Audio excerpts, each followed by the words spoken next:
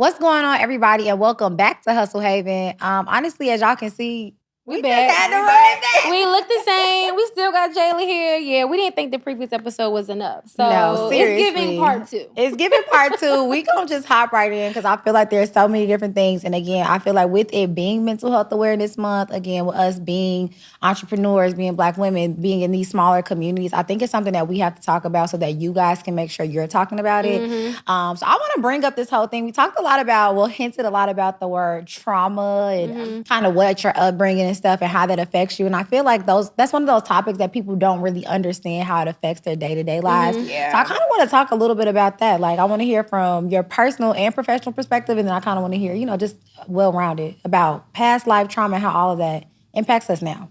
Yeah, I think sometimes trauma, especially with us being Black women and we navigate a lot of white spaces, or we're in contact with other Black women. Sometimes we operate in this trauma blanket and we don't even know that it's there until it's heavy. Like you said, my trauma was sitting at the edge of my bed.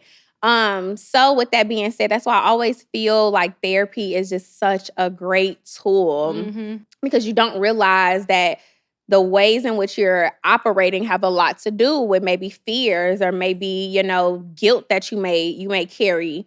So that's what I'll say professionally. I think for me personally, it's been so liberating to rid myself of this whole I made it out and I'm responsible for everyone else making it out.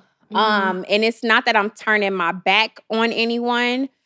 That's never the case. It's more about me trying to be, again, this mirror, right? How can I be an example? And understanding my limits. I'm not God. I can't save everybody. Right. And that's also not our burden to carry. Right. And we miss that.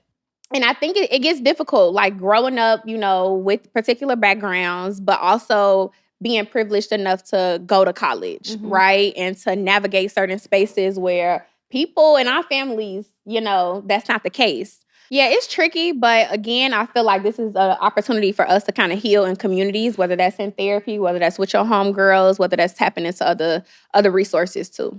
Yeah. And I feel like when you talk about therapy, depending on where you're from, a lot of people look down on therapy. I remember going home and I told my dad, I was like, yeah, I'm seeing a therapist. My daddy was like, why are you seeing a therapist? You can talk to me. I'm like, Daddy, it don't work like that. Sorry, Dad. Sorry, Dad. I can talk to you. But then also, I can talk to this therapist because, there's certain things that, you may not be comfortable saying to your family and your friends. A therapist is just a neutral party. But I feel like when you have people who are telling you, therapy's not good, that's not a resourceful thing, that's what kind of holds people back. And I feel like it's from where you're from. The mindset of people around you can really affect you and help and restrict you from your growth. And that's literally why you need to seek therapy from a therapist. And I'm going to disagree with you. You can consult with your homegirls, but stop trying to go to y'all homegirls for therapy. And I'm going to say this. I feel like I see this a lot with business and I see this a lot with relationships. When you have a problem, and I'm not going to say you specifically, so don't feel offended, but a lot of people in our community, we have an issue. We'll go talk to Brianna.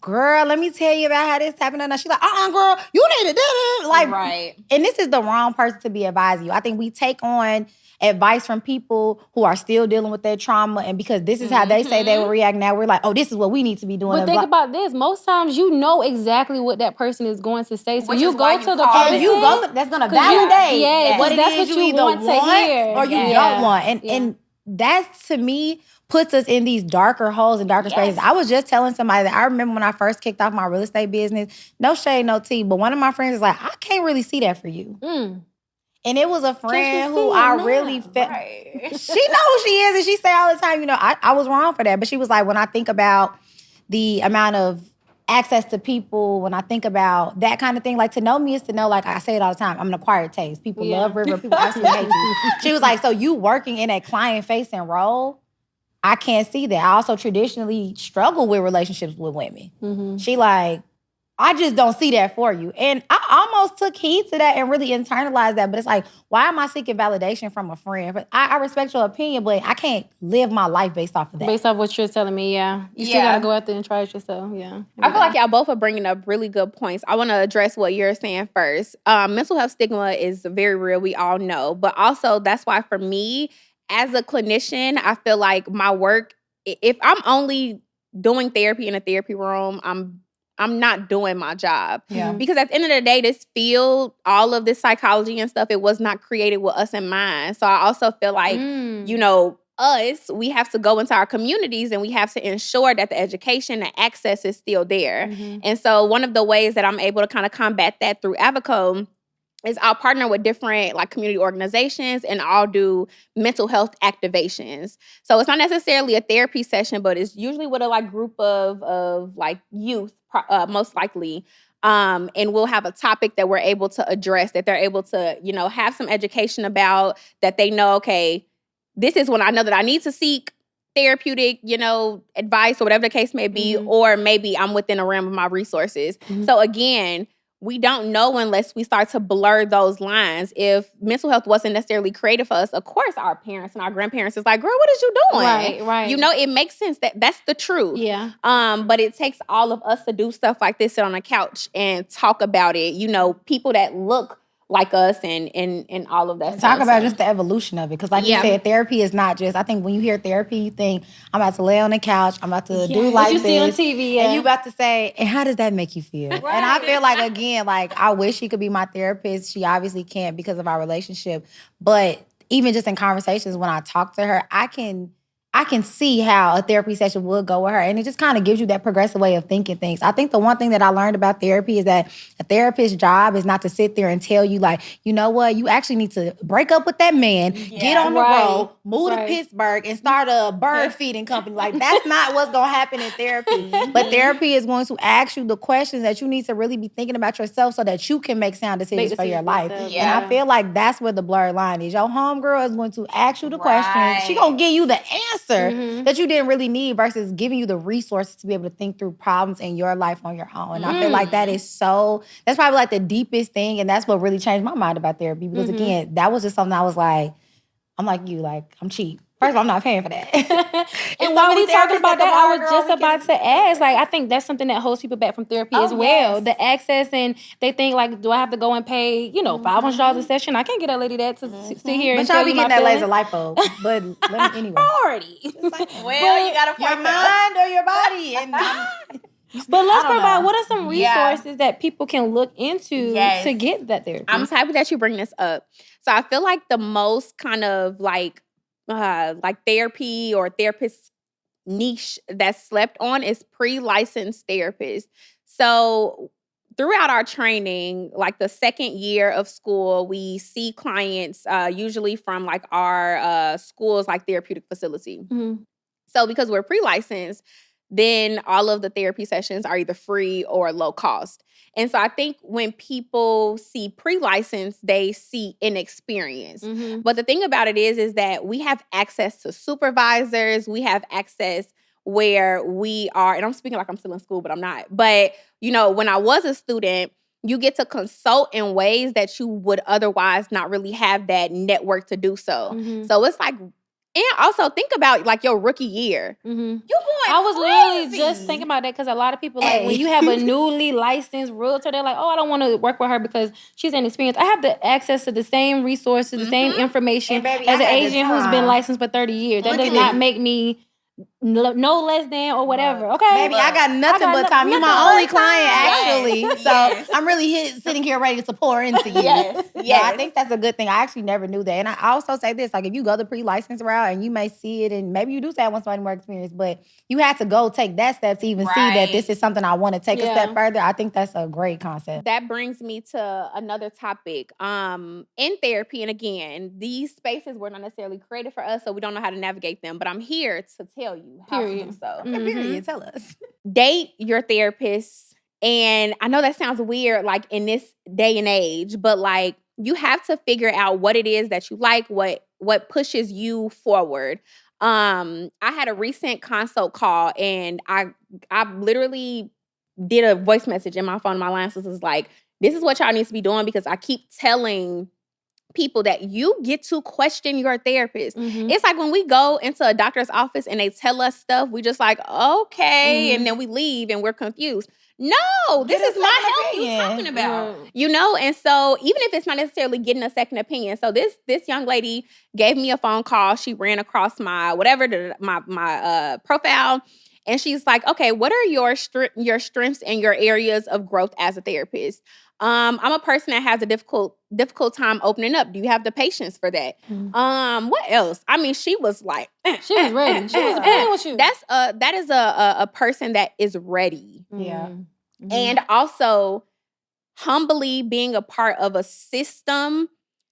Whether I'm a good therapist for her, she will know. But all I know is that she did what she needed to do to figure out or to get closer to where she and I want us to be a little bit more intentional about our therapeutic relationships that we're getting into, but also understanding that, like, you know, it's hard to find a Black therapist, you know, like it's hard to get access to these spaces. And so that's also something that kind of interplays. Making it okay where the first, just because the first therapist you go to may not have worked out, that doesn't mean like therapy is just not it. Like you keep going until you find the right person. Y'all keep dating. Y'all keep going. Y'all know Copper Cove about to reopen. Y'all gonna be up at Copper Cove trying to find y'all a new man. And if it don't work, you'll be across the street at Blue trying to find you a man.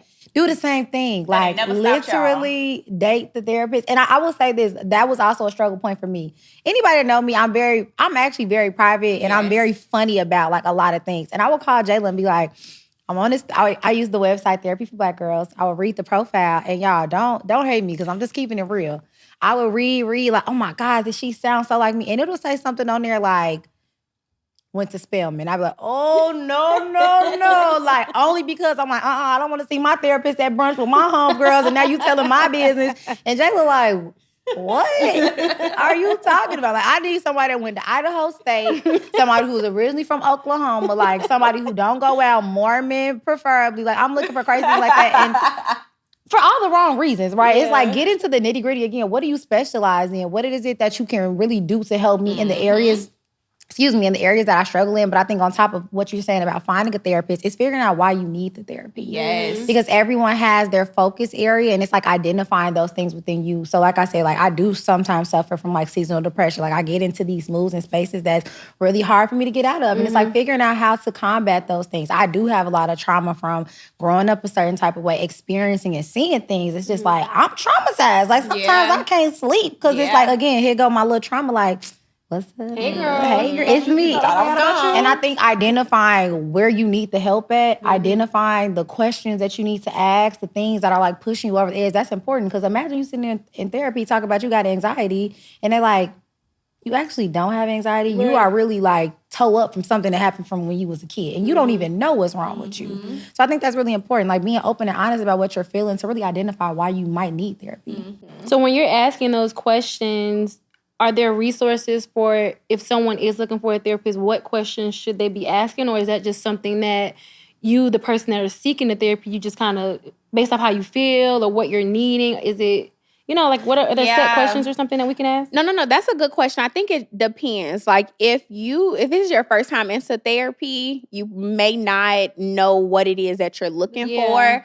I'm a firm believer that people have to trust themselves too. So if you start to feel like, oh, this may not be a good fit. Or also, okay, for me, when a girl asked me what were my strengths and opportunities or whatever the case may be, I was very clear with my position as a therapist. I am not the expert in the room, right? You are Taisha 24/7. So I see you an hour a week. I can't tell you what to do, right? I'm here to help you, or I'm here to assist you on this navigation. I'm here to point out the things that you may not be seeing or that you may not be considering. And so if you are looking for an hour session where I am telling you what to do, I am not the therapist for you, right? Because I'm a firm believer that the resources and the power that we're looking for is actually within ourselves. But our trauma or experiences start to cloud and we don't know how to look inward. So I'm here to kind of point that stuff out. But some people... I do have to say that she carries this into her real life.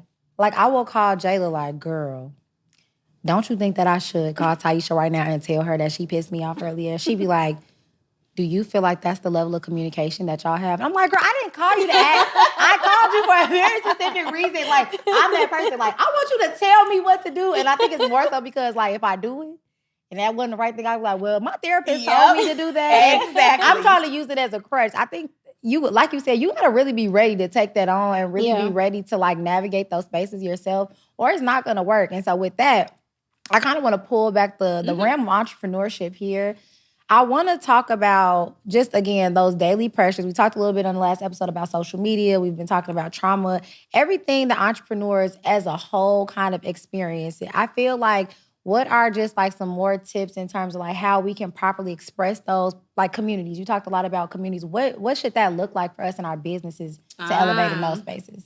Okay, yes. I'm happy that you bring this up because I am the queen of outsourcing. Okay. And when I think about, again, setting these expectations, I understand hard work, but I'm not trying to reach burnout, which means that I understand different opportunities where I can be a student and where I can be the teacher.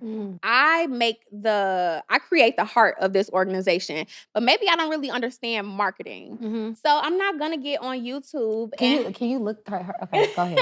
I'm not going to get on YouTube and Google Marketing 101. What I'm going to do is tap in with an expert that I know, pay them their money to do something that I could never, not that I could never do, but the standard at which they're able to be experts in their own field. And now I get to sit back and I get to learn. This is how I communicate with my audience. This is how she communicates with her audience. Right? Because you communicating with your audience in a way that like, oh, this is what I want to say to them. But like a marketer, they know, well, this is how they're perceiving that information. This is how you should, okay, yeah. So I use that as opportunities to take a step back, and I'm a student. I'm gonna pay you your money, baby, and I'm in meetings taking notes. I'm taking notes. And so I would definitely say first order of business, get you people around you that can really like propel your business forward. Absolutely. I love that you mentioned burnout. Because I think that's something we talk about often, and I think that's something as entrepreneurs that like we all have experienced at one time or another, and I think we will all experience it again. Oh, absolutely. I talk about this all the time, but I did this crazy year too. Like me and Taisha was literally running it up. I mean, man, we was going crazy. Literally the new year reset, and I realized when the new year reset, you starting back at zero, and something just came over me, and I was like, I can't do that again. Because we were like, because at the end of the year, we were like, we did all of that and we got this, but like, where is this? Yeah. What do we have it felt to like we show were for still it? Like missing something. We were all like, dang, we did that, but like, where is the money? Like, where did we spend the money? Girl, like, where that money Yeah, at? like we were like, dang, like we did all that, but we're still missing something. Yeah. And that's just like the crazy part. It's like you work so hard, you grinding so hard, and at the end it's like you reach this goal. Now what? Because it's not just about the money though, because I know like y'all goals are very, very financial, especially in this market. It makes sense. But also it's about the lives that y'all have touched. Right. And I feel like, you know, when you go in with that being the leading force, then it kind of creates a different perspective, you know? I think I went in with no leading force. I just knew I wanted to run it up. I'm And like, you I'm ran it gonna up. run. And when I stopped social media running, I think what happened was I ran right into a wall. And I had nowhere else to go. And I feel like that experience for me, I don't even think I ever really talked about this. Like when that new year started and I looked at my CRM and it said, you have $0 in sales, you have 0 closing.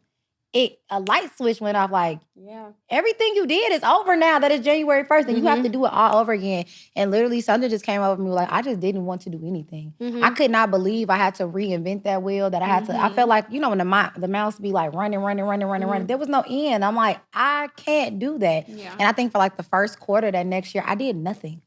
And I don't know. It was something that I really can't explain, but I feel like that was, for me, burnout at its highest level. And so I want to, again, I love what you said about delegation. I think for me, something about burnout is, again, allocation of time. And realizing you can't do everything and just saying, you know what, I'm a little toe up right now. I'm going to take this time to myself. I'll take this time to pour in my business. And don't feel like you got to have it all figured out because you don't. I feel like for me, and I was talking to my mentor about this when I started feeling that burnout. It was just like when you're working so hard to get to a certain goal, and while you're getting to that goal, you're still hitting these different milestones. And it's kind of like you can't even celebrate this because it's like, okay, I've done this. Now I got to do this. Yeah. And that's kind of where I feel myself always getting lost at. Is like, I have this big old goal that I have in mind, but I'm reaching these milestones like, oh my God, girl, like you just did this. Like, you know, why not celebrate this moment? Like, I feel like I missed opportunities to celebrate in that moment because I'm working so hard to get to whatever this is. And I feel like at the beginning of the year, we're always writing out our goals, like writing out our whys or why we're doing it. Like, we're doing it because we love helping Black people build generational wealth. We love first-time home buyers and getting into this thing. But I think along the way, we kind of get lost because on the business side, you know, we don't have a sale this month, so how do we pay our bills? Like, we don't have this, so how do we do this? So it's kind of like it does get lost. And I kind of feel like it messes up our mental and it starts stressing us out. And we start getting this, like, intense feeling. It's kind of like, dang, like, I know that I'm here to do this, but can I? Yeah. You know, like, can I do this with what I have going on or whatever. So I think for me, that's why I love the little celebrations of the milestones. Yes. I love that's what you can't forget. That's what taking inventory. That's really what I'm walking away from is like, Taisha, you really need to start taking inventory because even though every day I wake up, I start with prayer, I start with my devotion, I start with my Bible, maybe that's just not enough because I'm still stressed right after that. You know, like maybe I need to be implementing something else, really checking in on where am I mentally and physically in addition to spiritually. You know what I'm saying? Yeah. Something that I've been doing because I've also had issues with being like more goal oriented than process oriented. And that's something I also push for my clients too. Like, okay, we're going to do that in November, but what about all of these things? And so something I've done is I have this little mason jar. And anytime I do something or complete something, I write it down, roll it up, and put it in the mason jar. So at the end of the year, I get to look back at everything that has happened. Celebrating the wins. Yes. Oh, I love that. So something else that. within a spirit of being process oriented and not goal oriented. There are grants and there are, you know, leadership programs that I've applied to that I didn't get in. But when I sat down and I sent my application, I submitted it, I wrote it down and said, apply to blah, blah, blah, blah, blah, blah. So that when I look back, I understand that like I had a goal in mind and I reached it. It doesn't matter the outcome, but I did my part. You get what I'm saying? I'm trying to get there anyway. And so, I love that. I'm starting that today. No, I swear, I was about to say, like, we need to commit to putting stuff in our mason jar. Like, even if it's not a physical one, just putting those little things in pockets aside because I feel like what both of y'all said really hit home for me because I don't celebrate the small things. Like, I'm always thinking about a win as like the win is not when you do a layup. You got to dunk that to life for that to be a win because if you just put it up, it's like, but you still get the same amount of points. You see what I mean? Right. And I feel like we're looking. Oh, y'all like that? You get the same amount of points. That was Thank you. You still get the same amount of points as long as the bucket goes in. So I feel like I definitely know that I only celebrate things that are like super monumental, not even realizing those small things that helped me climb that ladder. Without those, I would have never had the big win. Yeah. And you got to appreciate that. I think you said that in the last episode. You got to celebrate the small things. And that's what we're doing. Atomic Habits, just being 1% better every day. Every day. I know we can talk about this whole thing literally for hours all and day. hours. I think this is just super healthy. Again, I'm going to say this too. Y'all know I'm controversial. One thing I have always struggled with is like the community of women, and specifically women that look like us. I've known Jayla for a very, very long time, and Jayla can probably give you a slew of times where me and women that look like us did not get quite along. And I think with that, I carry that on my shoulders. I carry that in my business about my ability to make friends and my ability to open and expand my horizons and all of those things. But I feel like the more you identify those factors within you that limit you, and you open yourself up to being able to explore those things, it makes yourself 1% better.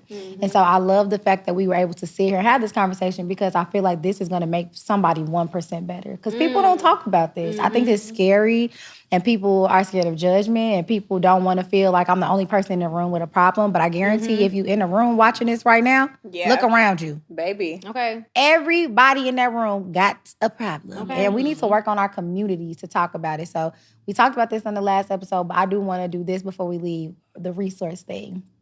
I want y'all to give at least one or two things outside of, I know you said your family, whatever you said the last episode about what your resources are. And for me, I think one of my resources is just like being like in tune with the earth, being outside. I realize sometimes that like I sit in the office and I sit behind a computer, or I'm in my car, I'm in these tight spaces all the time. One of my resources is just being in a space where I can feel open and I can just really let some of that energy off. To me, that's tapping into a resource. I think my other resource is, I don't say this a lot, But I think it is like my family, and I think that's different for you because her and her family get in. But like me and my family, we have some type of strain. But I realize now as I get older, like tapping into the things that make you who you are, that kind of is like a resource that I'm gonna start tapping into more because I feel how that can make me whole. Okay, what about y'all? Okay, something I don't do, but I'm trying to do is figure out what makes me feel like a kid again, what makes me feel creative, what makes me feel playful, putting down that whole like achievement hat and doing. But like, how can I explore? How can I learn something new? That's a resource that I want to learn how to develop. So I'm thinking about like pottery. I want to start like dancing again. Y'all, Jayla is a ballerina. I don't know if y'all know this. Jayla is a ballerina. I love like ballerinas. Jayla is literally a ballerina. So I think you should definitely do that. She can literally like on point and like be on her toes. Yes, she's a real ballerina. I feel like when you see her dance, I'll show you some videos from when we was in college. When you see her dance, it's so expressive. Like you feel it. I think you should get back into that. And I like that.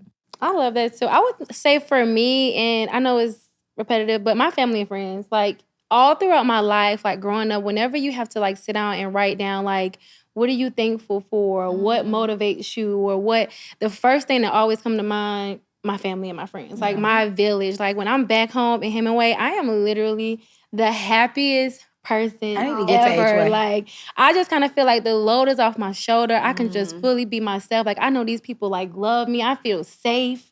You know what I'm saying? So I think my family and friends, they motivate me. Like I want to do good because I love making them happy. Like I love when they're like, you know what, Taisha, I'm so proud of you. Like I love that. Like that kind of just like gives me the energy that I need. So my family and friends for sure. Like I love them real bad. And what's one you gonna tap into? What's something you feel like you gonna tap into? I'm trying to challenge you. What you mean when I'm tapping into? Like something that you feel like you gonna tap into to center like a resource you want to develop. Or something you want to help you to refocus.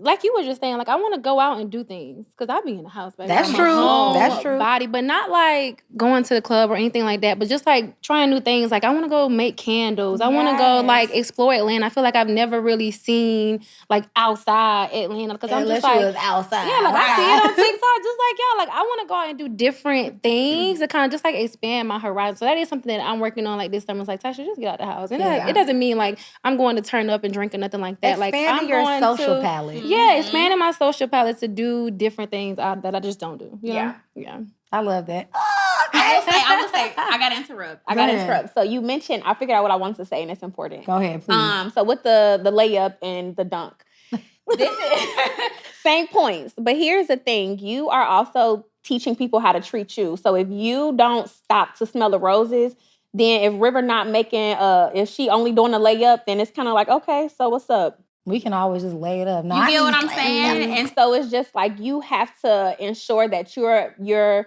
are making those small deposits in your own bank because people will also start to mirror that. So treat yourself with kindness and celebrate the small stuff. I know people always setting boundaries and River, but like I need to set boundaries. I need to. They know not to call me too late. Yeah. You know, I think we get caught up on the treat. What is it? Treat people how you want to be treated. I think you got to treat yourself. Yes. How you want other people to treat you. Because if people see that you run yourself ragged, you don't have no boundaries. Baby. You'll just do any and everything. She gonna do it. Let me ask her. I know I'm gonna. Look, she be dragging herself. I'm finna drag her too. I think that was really, really good. So, like I said, y'all, with that, we are so excited that we can have these conversations, especially during a time like Mental Health Awareness Month. I think I feel super fulfilled.